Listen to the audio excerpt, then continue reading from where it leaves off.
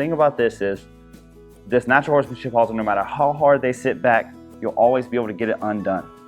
So he can sit back, a horse can tie up, you can tie him to a tree or wherever you're going to tie them, and no matter how much pressure gets put on it, we'll always be able to get it undone. A lot of folks make all kind of knots, and a knot fails when it either doesn't tie when you need it to or doesn't untie when you need it to. This knot right here is always going to come undone, and you see it leaves our excess away from his eye. So there's a reason that we tie it just like that. We'll go through it one more time. We'll bring it over his head, through the loop there, around behind and right through where our fingers go.